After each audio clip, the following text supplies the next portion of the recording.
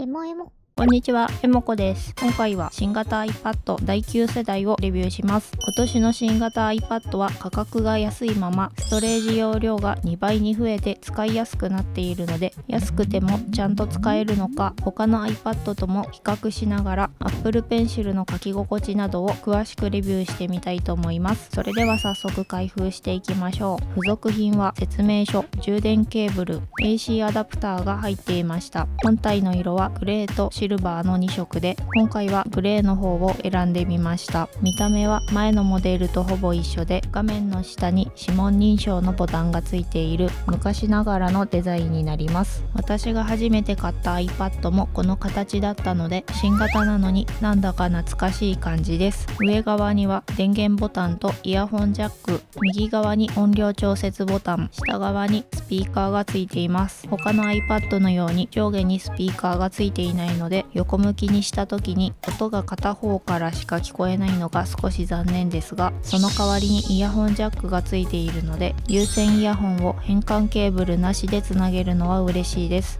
充電は USB-C ではなくライトニングなので、外付けストレージなどの周辺機器がつなぎにくいですが、スマホが iPhone の人は充電ケーブルを共有できて机の上がすっきりしそうです。裏側のカメラは他の iPad よりも性能が低くなっていて、4K の動画撮影などができませんが、私は iPad のカメラを全然使わないので、カメラの性能が低いのは個人的に気になりません。インカメラは上位機種の iPad Air よりも高性能で、ビデオ通話の時に顔を自動で真ん中に映してくれるセンターフレームに対応しています。厚みは 7.5mm で iPad の中で一番厚みがありますが、他の iPad のようにカメラが出っ張っていなかったり、縁がカーブしていて持ちやすいので、体感的な厚みは他の iPad とあまり変わらないです。重さは 487g で、大きさは B5 の紙よりも少し小さいくらいなので、片手でも持ち運べるちょうどいいサイズ感です。初期設定は他の Apple 製品を持っていればクイックスタート機能で簡単に設定できます。ロック解除は指紋認証なので、横持ちでもロック解除しやすいように人差し指と親指の指紋を登録しておきます。個人的に気になったのが、他の iPad や iPhone のように画面をタップでスリープ解除できないところです。 iPad のボタンは消耗品で何度も押すと壊れてしまうので、できればボタンを押してスリープ解除せずに、蓋を開けるとスリープ解除できるケースを使って、ボタンは指紋認証の時に触るだけにした方がボタンが長持ちすると思います。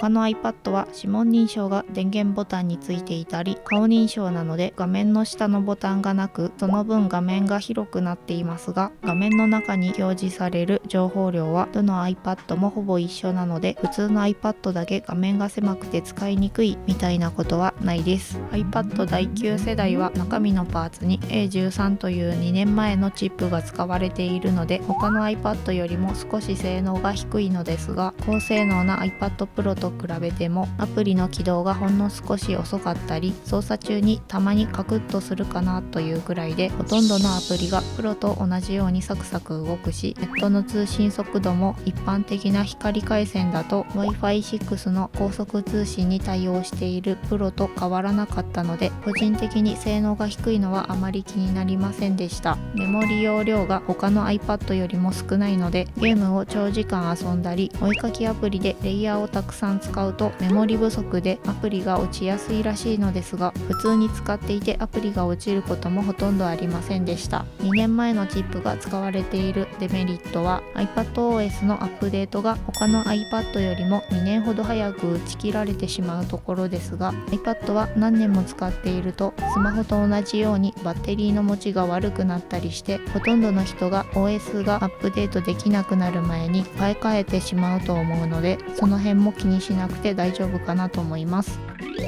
個人的に気になったのは Apple Pencil が旧型の第1世代にしか対応していないところです。第2世代のペンは本体にくっつけるだけで接続と充電ができたり、ペンを指でトントンすると鉛筆と消しゴムを切り替えられて便利なのですが、第1世代のペンは充電するときに iPad やケーブルにつながないといけないのが少し面倒です。ただ書き心地はどちらのペンもほぼ一緒で、ちゃんとペンを押さえる強さで線の太さや濃さを調調整できるので、古いペンだから書きにくいということはないです。さすがに高性能な iPad Pro と比べると、プロには画面がスムーズに動くプロモーションがついている分、ペンを素早く動かした時に普通の iPad よりも線がスムーズに引けるのですが、 iPad Air や mini と比べると書き心地がほとんど変わらないし、価格も第2世代のペンより数千円安く買えるので、 iPad で少しでも安くイラストを描きたい人や勉強のノート代わりに使いたい人には書き心地もほとんど変わらないし、普通の iPad と第1世代のペンの組み合わせはかなりコスパが高いと思います。 Apple Pencil を使う時の注意点ですが、ペンを長い間充電せずに放置するとバッテリーが過放電して壊れてしまうので、定期的に充電するように注意してください。特に充電が面倒な第1世代のペンは、くっつけるだけで充電してくれる第2世代のペンよりもペンを充電せずに放置して壊してしまう人が多いと思います。 Apple Pencil は iPad を使っていない時も裏で iPad と通信していて、数日でバッテリーが空になってしまうので、ペンをしばらく使わない時には設定アプリで iPad とのペアリングを解除しておくと、バッテリーの減りが緩やかになって過放電でペンが壊れるのを予防できると思います。というか Apple Pencil は少し高すぎるので、 iPad でお絵描きしない人で文字だけ書ければいい人は、先日レビューしたような筆圧感知がついていない安いペンでも大丈夫だと思います。第1世代のペンのメリットは、このような鉛筆用のグリップをつけられて長時間お絵描きするときに指が疲れにくいところです。第2世代のペンにグリップをつけると、ペンのショートカットがたまに反応しなかったり、本体にくっつけた時の磁力が弱まって落としやすくなるので、ペンにグリップをつけたい人は第1世代のペンの方が使いやすいと思います。グリップをつけるとペンが机の上から転がり落ちるのも防止できておすすめです。普通の iPad は価格が安い分、画面の性能も低くなっています。例えば他の iPad は公式機で発色が綺麗だったり、フルラミネーションで画面とペンの隙間がほとんどないので、ちゃんとペン先から線が引かれているように見えるのですが、普通の iPad は画面が少し奥にへこんでいるので、画面を斜めから覗き込むとペン先と画面が少しずれて見えるしさが人によっては気になってしまうかもしれません。私は iPad Pro の画面に慣れているので、普通の iPad の画面のへこみ具合に少し驚いてしまいましたが、上から見る分にはほとんど気にならないし、発色もパッと見た感じは iPad Pro と同じくらい綺麗に見えるので、 iPad で写真のレタッチのような色の正確さが必要な作業をしない人はあまり気にしなくても大丈夫だと思います。今回から周りの明るさに合わせて画面の色を調整してくれるトゥルートーンが追加されていますが、絵を描くときはトゥルートーンをオフにしないと、描いた絵をスマホとか別の環境で表示した時に色が違って見えることがあるので注意してください。